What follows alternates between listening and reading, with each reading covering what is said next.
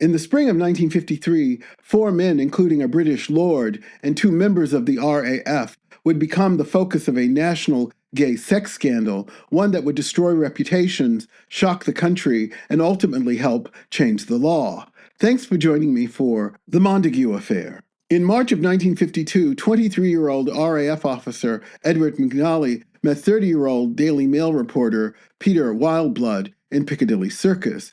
In his biography, Against the Law, Wildeblood recalls approaching McNally and asking, "What are you doing here?" McNally replied, "Waiting for you." They took the underground to Wildeblood's flat in South Kensington. Wildeblood described the Scottish-born McNally as brash and working class, critical of the British elite.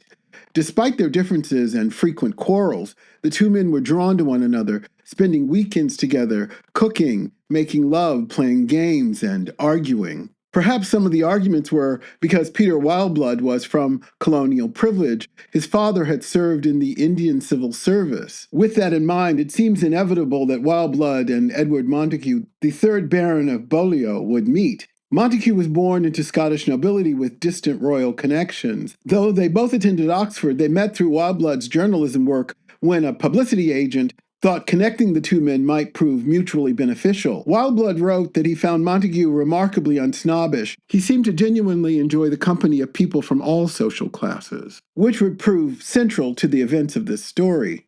In July of 1952, Montague offered his beach hut to Wildeblood for a getaway.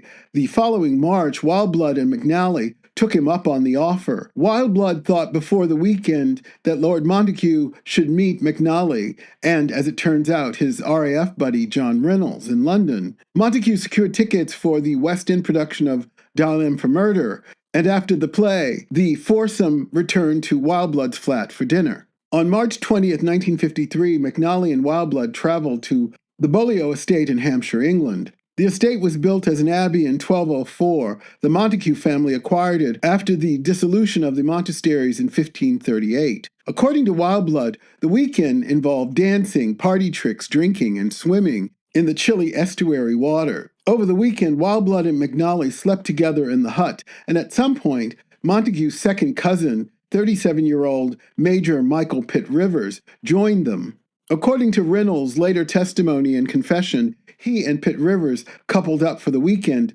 though Pitt Rivers would later deny it. When all the guests had gone and the weekend was over, life returned to normal. Wildeblood and McNally continued writing to one another until December 16, 1953, when suspicion led the RAF to search McNally's belongings. They found letters from Wildeblood, intimate correspondence that would become weapons. The letters were turned over to Scotland Yard. Several interrogations later, including one lasting over 5 hours, Reynolds and McNally were coerced or persuaded into giving evidence implicating Pitt Rivers, Wildeblood, and Lord Montague. On January 9, 1954, in a coordinated raid, all 3 men were arrested. Wildeblood was taken from his London flat. The flat was allegedly searched without a warrant. Montague was arrested at 7 o'clock in the morning in his bed at the estate. Pitt Rivers was taken from his London flat as well. The indictment alleged a conspiracy to incite male persons to commit gross indecency. There were 19 charges in all. These charges were cobbled together from the Labouchere Amendment of 1885, the same law that was used against Oscar Wilde, which criminalized any act of gross indecency with another male person, whether in public or in private. Just as the Southern senators in the United States had weaponized the definition of sodomy, changing it to mean any act of intimacy between 2 people of the same sex, this conspiracy charge in the UK meant that the prosecution didn't need to prove sexual acts had occurred, only that the men planned, encouraged, or facilitated the possibility. The trial began on March 15, 1954 at Winchester Assizes. The Crown's case was built on class outrage. These 3 men had conspired to corrupt the morals of Reynolds and McNally, seducing working-class airmen with champagne and dreams of social advancement. This wasn't Montague's first blush with such charges. In 1953, he had been accused of inappropriate activity with a 16-year-old Boy Scout and a Canadian airman. Those charges were thrown out due to a lack of evidence. Keep in mind, at the time, the age of consent was 16 years old. The crime was homosexuality itself, not child abuse. Edward McNally took the stand first. When he began to speak and couldn't be heard, the Crown barrister noted that McNally had, quote, a high voice naturally. Homophobia right out of the gate. Even Wildblood's lawyer referred to McNally as weak and effeminate. McNally, for his part, described his relationship with Wildblood as emotional and romantic, detailing their intimacy. The letters they sent to one another were read aloud in court. The prosecutor called Wildblood's letters passionate love letters, breathing unnatural love into almost every line, a sneer lifted directly from Oscar Wilde's trial. In one letter, Wildblood wrote, "You are such a part of my life now, I do not think I could ever do without you." In a heartbreaking moment, when asked to identify Wildblood in the court, McNally glanced at him briefly, the first time he looked at his former lover. Wildblood wrote later in his biography, "I searched his eyes with mine, looking desperately for some flicker of shame or sorrow, but there was none there. His eyes were dead, like doll's eyes." When it was his turn, Reynolds testified about the romantic connection and sexual activity between himself and Pitt Rivers. He was asked to read this section of a letter he had sent to Pitt Rivers after the weekend. "It seems awful to be back after the lovely time I had. I want to thank you for the wonderful holiday you made possible." Back to McNally for a minute. When challenged that he had been given a deal for his testimony, he said, "I was told that I would not be charged if I cooperated." On day 2, Peter Wildblood took the stand. He didn't just meekishly admit his homosexuality, he proclaimed it proudly, admitting that he found McNally compelling. He denied group activity or a conspiracy, but defended his expression of affection, declaring that they were not proof of a crime. He said, "The letters were personal. They were not meant for court or anyone else." He later wrote, "What I wanted to scream out was, 'It is not I who made love into a dirty word. It is you.'" As the trial went on, something strange began to happen.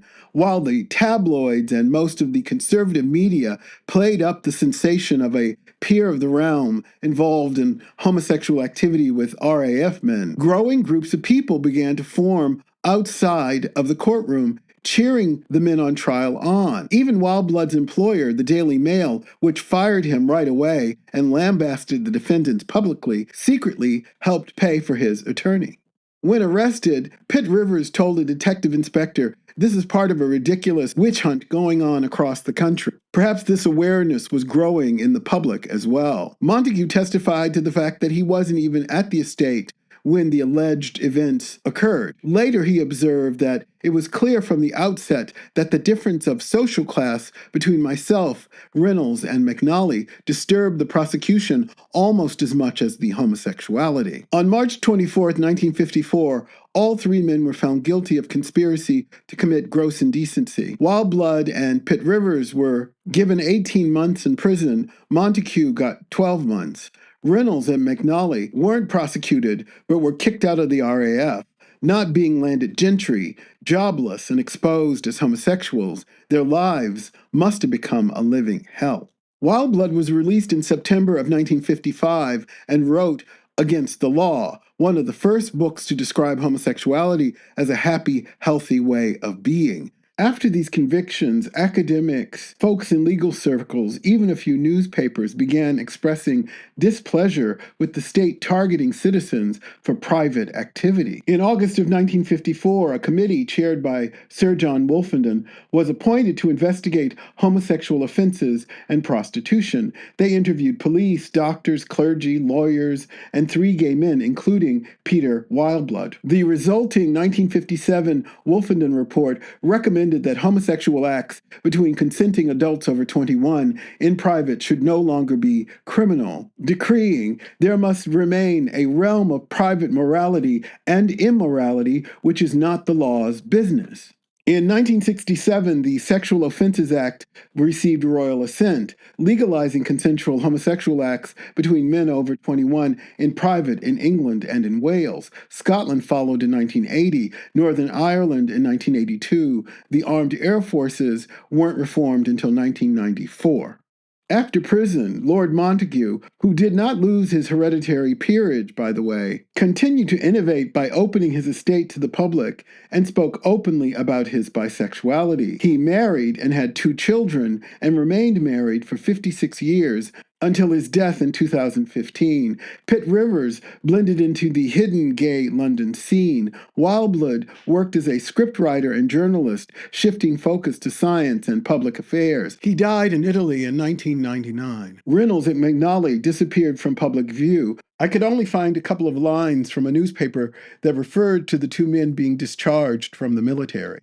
One can only imagine how tough their lives would have been. They faced scorn for being both tools of the crown and professed homosexuals. I wanted to share this case because while it did help change the law, it also reveals the staggering capriciousness and hypocrisy and cruelty demonstrated in the name of decency.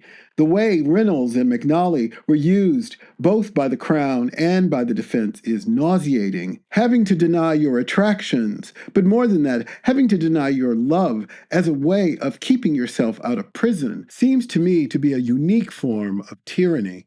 But then again, I suppose these sorts of things have happened throughout time. When you're able to disregard a group of people's humanity, you're able to do anything. In the intervening years, things have changed, but the need for unity and allyship and awareness of our collective history will never fade in its urgency. In this moment, as in every moment, I like to think of the last words of the Gwendolyn Brooks poem, Paul Robeson. We are each other's harvest. We are each other's business. We are each other's magnitude and bond. Thanks for joining me. Please subscribe and share this story.